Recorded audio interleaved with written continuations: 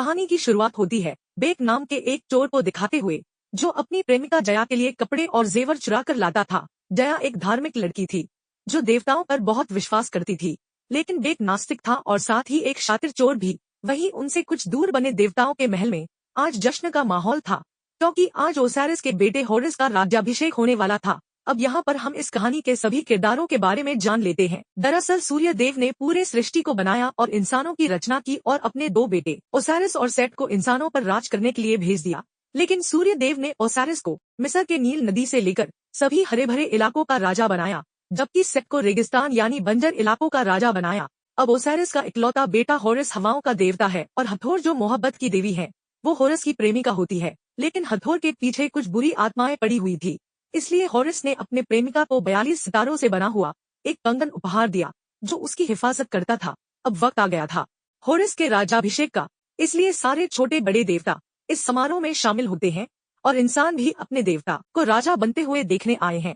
सारे रस्मों रिवाज के बाद ताज पहनाने ही वाले थे कि तभी वहाँ पर ओसारिस का छोटा भाई सेट, जो रेगिस्तान का देवता है, वो आ जाता है। लेकिन वहाँ आकर वो बड़ी ही चालाकी से सभी को अपने फौज से काबू कर लेता है और अपने भाई ओसारिस को मार देता है और खुद को मिस्र का राजा घोषित कर देता है और कहता है कि जो मेरे आगे झुकेगा सिर्फ वही जिंदा रहेगा। तभी ये सुनकर सारे इंसान और देवता उसके आगे झुक जाते हैं। लेकिन होरिस अपने बाप का बदला लेने के लिए सेट यानी अपने चाचा से भिड़ जाता है और लड़ते हुए ये दोनों अपने देव्य रूप में आ जाते हैं। अब इनकी लड़ाई से वहाँ चारों तरफ तबाही मच जाती है और सारे इंसान जान बचाकर भागने लगते हैं। लेकिन इस लड़ाई में सेट होरिस पर भारी पड़ता है और आखिरकार वो होरिस को गिराकर उसकी दोनों आंखें निकाल लेता है और उसे जान से मारने ही वाला होता है। तभी हथौर के कहने पर उसे जिंदा छोड़ देता है। अब सेट के पाँव में आते ही चारों तरफ हाहाकार मच गया है, क्योंकि वो इंसानों से सिर्फ गुलामी करवाता है और जो देवता बगावत करने की कोशिश करते हैं वो उसे मौत के घाट उतार देता है। और उसने पुनर्जन्म पर भी नए कानून बनाए कि अगर किसी इंसान के पास मरते वक्त काफी सारा सोना होगा तभी उसका पुनर्जन्म हो पाएगा। अब इन्हीं गुलामों में जया भी उर्सू नाम के एक डिजाइनर की गुलाम थी। उर्सू सेठ के लिए काम करता है और वो उसकी मीनारे महल और बहुत सारी चीज डिजाइन करता है। लेकिन बेक यहाँ भी जया से मिलने आया करता था और ऐसे ही एक दिन जया उससे कहती है कि तुम्हें हमारे असली देवता यानी होरिस की मदद करनी होगी, क्योंकि एक होरिस ही है जो हमें सेठ के जुल्मों सितम से बचा सकता है। और उसे तिजोरी का एक नक्शा देती है और कहती है कि यहाँ पर आंखें रखी है और तुम्हें वो चुराकर होरिस को देनी होंगी, लेकिन तिजोरी में बहुत से खतरे होंगे जिनसे तुम्हें बचना होगा। इसके बाद अब किसी तरह बेक उस तिजोरी में पहुँच जाता है, लेकिन असली खतरा तो यहीं पर था, क्योंकि वहाँ पर उसे 3 पुलों को पार करना था और हर पुल में एक अलग जाल बिछा हुआ था। लेकिन बेक अपनी जान की बाजी लगाता हुआ तीनों पुल पार कर लेता है और होरिस की एक आंख हासिल कर लेता है। लेकिन एक जगह पर वो हजारों बिच्छू के बीच में फंस जाता है। लेकिन तभी होरिस की आंख से काफी तेज रोशनी निकलती है और उसकी जान बच जाती है। अब इसके बाद वो आंख लेकर जया के पास पहुंचता है, लेकिन तब तक उनकी पूरी प्लानिंग उर्सू समझ जाता है और वो उन्हें पकड़कर मौत की सजा सुना देता है। वो उन्हें पकड़कर ले जा रहे थे, तभी बेक होरिस की वो आंख निकालता है और उसकी तेज रोशनी से उन सबको चकमा देकर वहाँ से निकल जाता है। लेकिन उर्सू के सिपाही दोनों का पीछा करने लगते हैं और तीर बरसाने लगते हैं। तभी उनका एक तीर जया को लग जाता है और वो वहीं पर मर जाती है। अब बेक होरिस के मकबरे में पहुंचता है और उसे उसकी आंख का एहसास कराता है, लेकिन वो होरिस को उसकी आंख देने पर एक शर्त रखता है। वो कहता है कि यदि तुम्हें आंख चाहिए तो तुम्हें जया को वापस से जिंदा करना होगा। लेकिन होरिस ये शर्त नहीं मानता और दोनों के बीच लड़ाई शुरू हो जाती है। होरिस मजबूर होकर आखिरकार उसकी शर्त मान लेता है। उसके बाद वो जया के शरीर को देखता है, लेकिन उसका शरीर देखने के बाद वो कहता है कि अब मैं इसे नहीं बचा सकता, क्योंकि बहुत देर हो चुकी है और अगर इसे वापस जिंदा होना है तो इसे पुनर्जन्म ही लेना पड़ेगा। उसके बाद वो मौत के देवता को बुलाता है, जो जया की आत्मा को लेकर उसके पुनर्जन्म की यात्रा पर चला जाता है। लेकिन जया जो कि एक गुलामी की हालत में मरी है, इसलिए उसका पुनर्जन्म बहुत मुश्किल है, क्योंकि उसके पास देने के लिए बहुत सारा सोना नहीं था। अब क्योंकि होरिस जया को नहीं बचा पाया, इसलिए बेक उसकी आंख नहीं देना चाहता। लेकिन होरिस जबरदस्ती उससे अपनी आंख छीन लेता है, मगर वो यह देखकर गुस्सा हो जाता है कि बेक सिर्फ एक ही आंख लाया था, इसलिए वो उसे मारने लगता है। लेकिन वो कहता है कि मैं जानता हूँ कि सेट को कैसे हराया जा सकता है। असल में उसकी शक्तियाँ जहाँ पर कैद है, मैं तुम्हें उस पिरामिड में ले जा सकता हूँ, क्योंकि मैंने उसका नक्शा देखा है। लेकिन बदले में तुम्हें जया को वापस लाने का कोई रास्ता ढूंढना होगा। अब होरिस उसे वादा करता है कि वो राजा बनने के बाद जया को वापस जरूर ले आएगा। अब इसके बाद ये दोनों अपने सफर पर निकल जाते हैं। वहीं सेट को पता चल जाता है कि एक इंसान ने होरिस की आंख चुरा ली है, इसलिए वो अपने सिपाहियों के साथ होरिस के मकबरे पे पहुंच जाता है, जहां पर उसे जया का शरीर मिलता है और वो ये देखकर सारा का सारा षड्यंत्र समझ जाता है। अब दूसरी तरफ हॉरस बेक को लेकर एक पहाड़ की चोटी पर पहुंचता है, जहां से सूर्यदेव तक पहुंचने का रास्ता बना होता है। लेकिन दोनों आंखों के बिना हॉरस अपना दिव्य रूप धारण नहीं कर सकता, इसलिए वो अपने दादा सूर्य देव से शक्तियां मांगता है, जिसके बाद वो बेक को लेकर सूर्य की ओर उड़ान भरता है। अब वहां पहुंचने के बाद उसके दादा यानी सूर्य देव अपनी कश्ती पर सवार होते हैं, जहां पर उन्हें हर रात अंधेरे के दानव काल सुरसा से लड़ना पड़ता था, जो कि दुनिया को खाने के लिए हर रात आता था।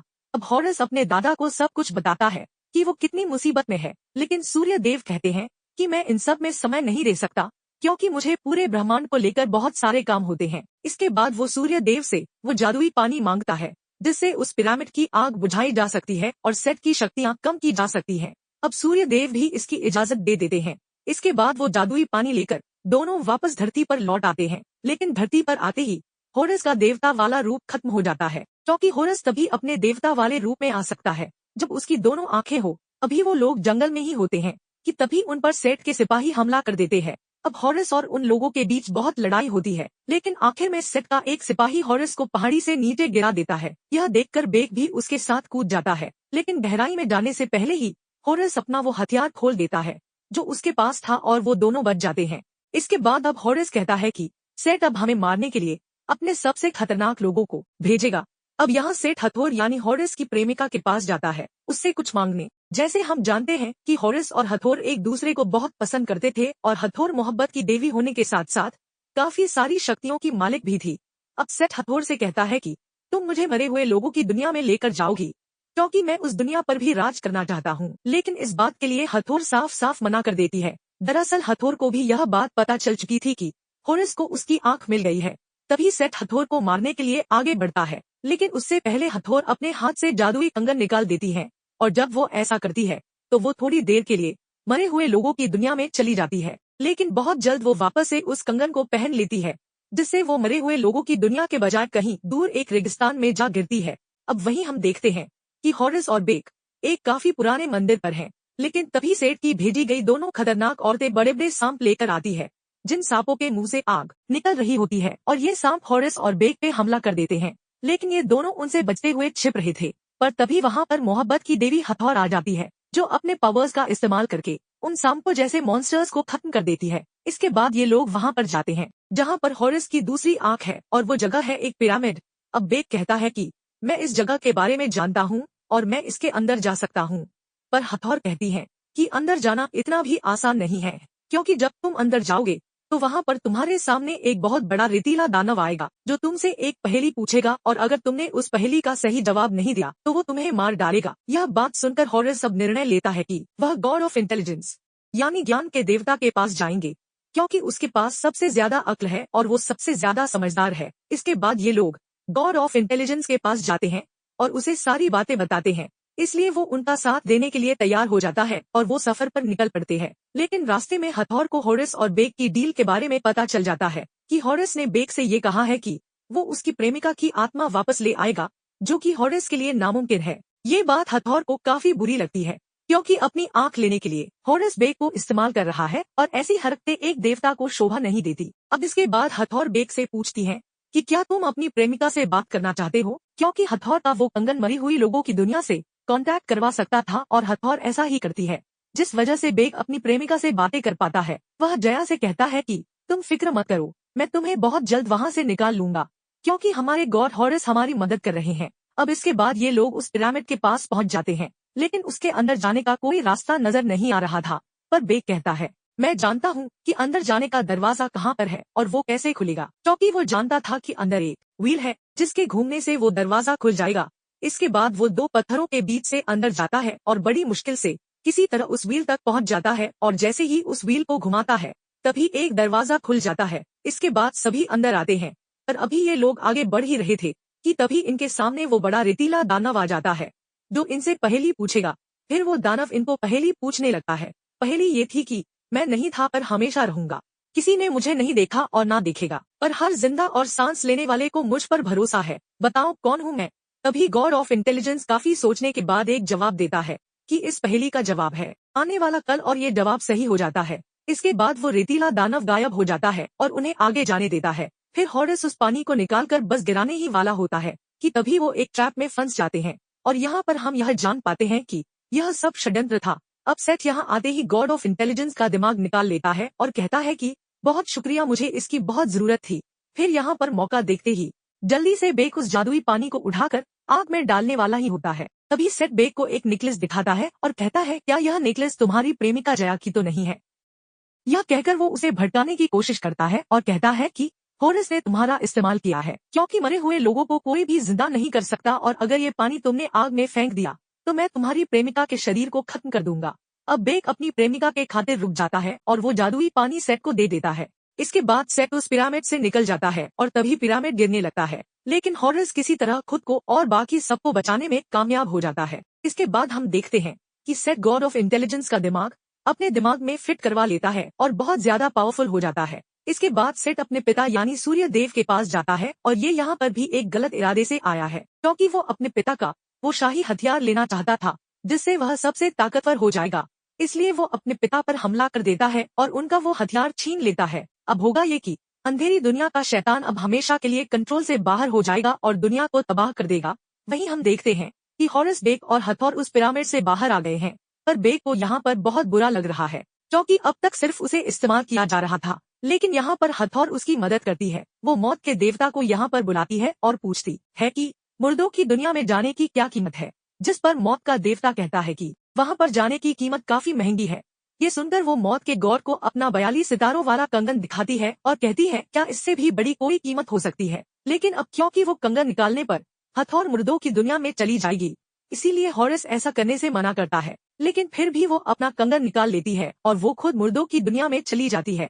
अब क्योंकि बेक को वो कंगन मिल चुका है, इसलिए वो भी अपनी प्रेमिका जया से मिलने चला जाता है, जहाँ पर जया की आत्मा एक आखिरी दरवाजे तक पहुँच गई थी, और यहाँ पर उसके लिए एक काफी बड़ा इम्तिहान था कि अगर वो बहुत ज्यादा सोना देगी तभी वो दुनिया में वापस जा पाएगी। लेकिन तभी यहाँ पर बेक जादुई कंगन लेकर आ जाता है, लेकिन वहीं हम देखते हैं कि अंधेरी दुनिया का शैतान उस दुनिया पर हमला करने के लिए यहाँ पर आ गया है, क्योंकि उसे रोकने वाले सूर्य देव अब नहीं है। तभी मौत का देवता बेक को कहता है कि जल्दी वापस हॉरिस के पास जाओ, क्योंकि वो ही है जो इस अंधेरी दुनिया के शैतान को रोक सकता है। मैं इसे ज्यादा देर तक काबू नहीं कर पाऊंगा।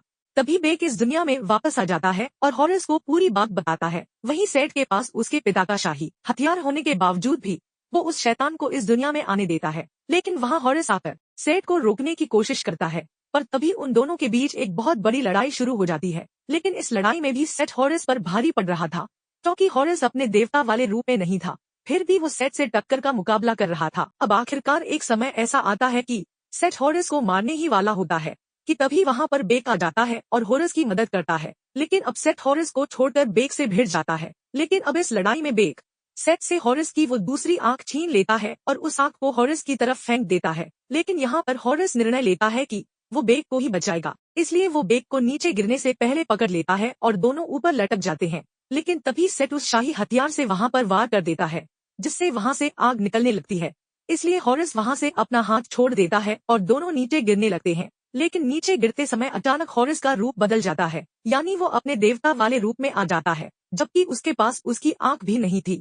तभी यहाँ पर उसे ये पता चलता है कि उसकी सारी शक्तियाँ सिर्फ उसकी आंखों में नहीं, बल्कि इस बात में थी कि वो खुदगर्जी छोड़कर एक अच्छा देवता बने और किसी की मदद करे। और अब एक बार फिर से हॉरिस और सेट के बीच एक घमासान लड़ाई शुरू होती है, जिसमें दोनों के बीच काफी लड़ाई होने के बाद आखिरकार सेट की हार हो जाती है। और एक समय ऐसा आता है जब हॉरिस सेट को मारने वाला होता है, तभी सेट उसे कहता है कि मुझे एक मौका फिर से दे दो और मुझे जिंदा छोड़ दो, क्योंकि मैंने भी तो तुम्हें जिंदा छोड़ दिया था। पर हॉरिस कहता है कि मैं तुम्हारी तरह बेवकूफ नहीं हूँ, जो गलती तुमने की है मैं वो कभी नहीं करूँगा। ये कहकर हॉरिस सेट को जान से मार देता है। अब वहीं पर अंधेरी दुनिया का शैतान उस जादुई पानी की तरफ बढ़ रहा था। तभी हॉरिस अपने दादा यानी सूर्य देव के पास जाता है और उन्हें उनका हथियार लौटा देता है, जिसका इस्तेमाल करके सूर्य देव उस अंधेरी दुनिया के शैतान को वापस उसकी दुनिया में भेज देते हैं। अब इसी बीच हम देखते हैं कि बेक की मौत हो चुकी है, पर हॉरिस को अपनी शक्तियां मिलने के बाद भी वो किसी को वापस जिंदा नहीं कर सकता। इसलिए बेक को उठाकर वह मकबरे में रख देता है, जहाँ पर जया यानी उसकी प्रेमिका को रखा था। तभी वहाँ पर सूर्य देव आ जाते हैं और हॉरिस को कहते हैं कि मेरे पोते, कहो तुम्हें क्या चाहिए, तुम जो मांगोगे तुम्हें वही मिलेगा। पर हॉरिस कहता है कि मुझे कुछ नहीं चाहिए सिवाय उसके जो मैं दे नहीं सकता। इसके बाद सूर्य देव बेक और जया को वापस जिंदा कर देते हैं। अब इसके बाद हम देखते हैं कि हॉरिस अब पूरे मिस्र का सबसे अच्छा राजा और एक शक्तिशाली देवता बन गया है, और वो एक नया कानून बनाता है कि आज से मरने के बाद पुनर्जन्म हासिल किया जाएगा, दौलत से नहीं बल्कि अच्छे कर्मों से, दया और दरिया दिल्ली से। इस जिंदगी में हम क्या करते हैं, कैसे करते हैं, सिर्फ इसकी अहमियत रहेगी, ना ही बहुत सारे सोने चांदी और ना धन दौलत की। और इसके बाद अब हॉरिस मरे हुए लोगों की दुनिया में जाता है, जहाँ से वो अपनी प्रेमिका हथौर को वापस लाएगा, जिसने अपनी ही जान का त्याग देकर जया की जिंदगी बचाई थी। और अब मिस्र के हालात बहुत ही खूबसूरत है और शांति हो गई है, और इसी के साथ यह कहानी यहीं पर खत्म हो जाती है।